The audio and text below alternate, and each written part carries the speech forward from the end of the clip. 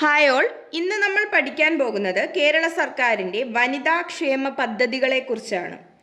അപ്പം ആദ്യമായി നമ്മൾ പഠിക്കാൻ പോകുന്ന പദ്ധതിയുടെ പേര് നിർഭയ. മാധ്യമങ്ങളിലൂടെയും മറ്റും നമുക്ക് സുപരിചിതമായുള്ള ഒരു പേരാണ് ഈ നിർഭയ എന്ന് പറയുന്നത്. അപ്പം എന്തിനു വേണ്ടിയിട്ടാണ് ഈ ഒരു പദ്ധതി കൊണ്ടുവന്നിട്ടുള്ളത്? സ്ത്രീകൾക്കും കുട്ടികൾക്കും എതിരെയുള്ള ലൈംഗിക അതിക്രമങ്ങൾ തടയുന്നതിനായി സംസ്ഥാന സർക്കാർ ആവിഷ്കരിച്ച പദ്ധതിയാണ് നിർഭയ. അടുത്തതായി നമ്മൾ പഠിക്കാൻ പോകുന്നത് ഭൂമിക എന്ന പദ്ധതിയെക്കുറിച്ചാണ്.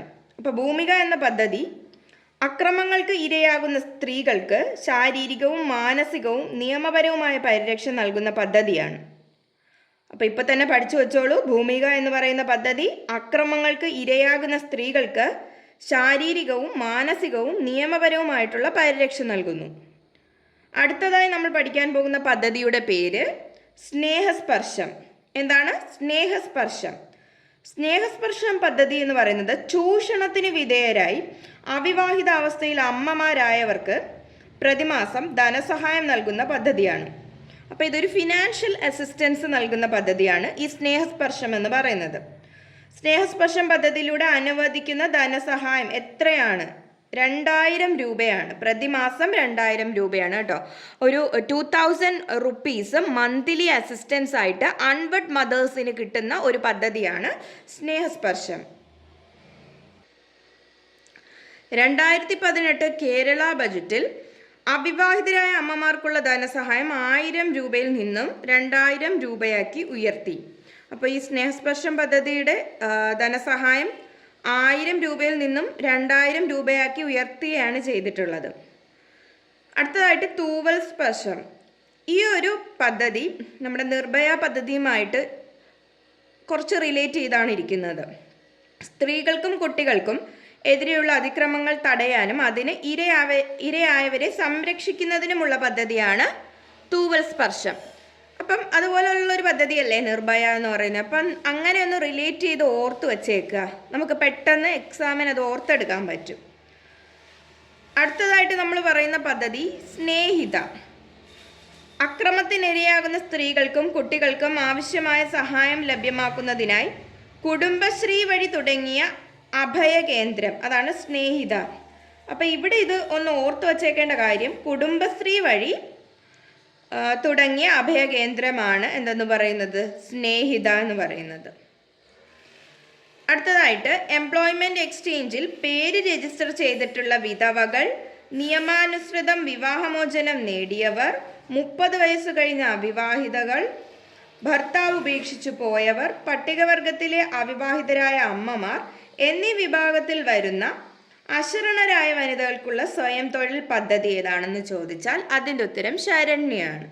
അപ്പോൾ ആർക്കൊക്കെയാണ്? എംപ്ലോയ്മെൻറ്റ് എക്സ്ചേഞ്ചിൽ പേര് രജിസ്റ്റർ ചെയ്തിട്ടുള്ള വിധവകൾക്ക്, അതുപോലെ നിയമാനുസൃതം വിവാഹമോചനം നേടിയവർക്ക്, പിന്നെ 30 വയസ്സ് കഴിഞ്ഞിട്ടുള്ള അവിവാഹിതരായിട്ടുള്ളവർക്ക്, പിന്നെ ഭർത്താവ് ഉപേക്ഷിച്ചു പോയവർ, പിന്നെ പട്ടികവർഗത്തിലെ അവിവാഹിതരായിട്ടുള്ള അമ്മമാർ. അപ്പോൾ ഇത്രയും ആൾക്കാർക്ക് വേണ്ടിയിട്ടുള്ള സ്വയം തൊഴിൽ പദ്ധതിയാണ് ശരണ്യ എന്ന് പറയുന്നത്. ഓർത്ത് വെച്ചേക്കുക, ഇതൊരു സ്വയം തൊഴിൽ പദ്ധതിയാണ് കേട്ടോ, സ്വയം തൊഴിൽ പദ്ധതി.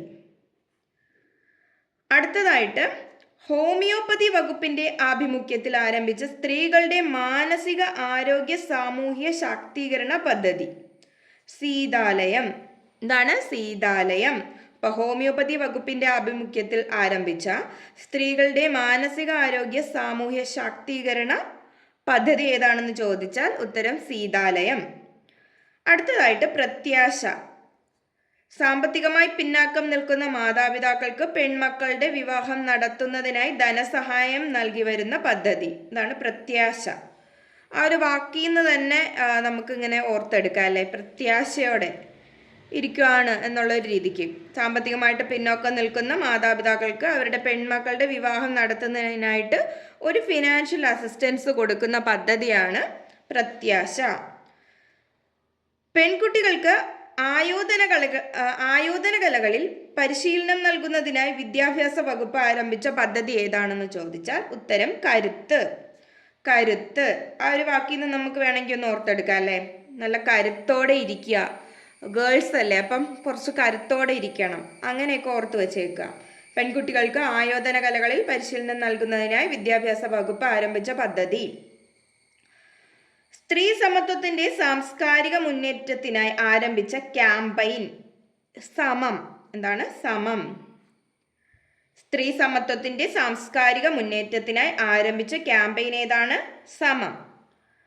സ്ത്രീകൾക്ക് സമ്പൂർണ്ണ സുരക്ഷ എന്ന ലക്ഷ്യത്തോടെ വനിതാ ശിശുവികസന വകുപ്പ് ആരംഭിച്ച പദ്ധതി കനൽ.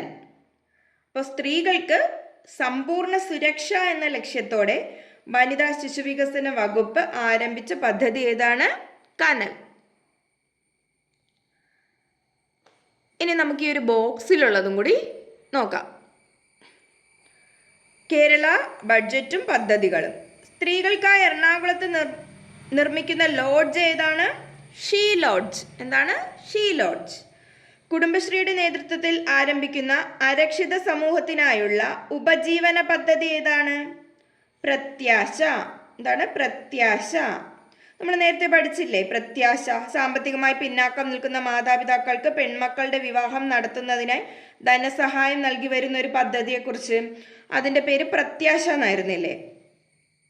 അതിക്രമങ്ങളെ അതിജീവിക്കുന്ന സ്ത്രീകളെ പുനരധിവസിപ്പിക്കാൻ നിർഭയ വീടുകളും ഇവർക്ക് തൊഴിലവസരങ്ങൾ നൽകുന്നതിനായി തേജോമയ വീടുകളും നിർമ്മിക്കും.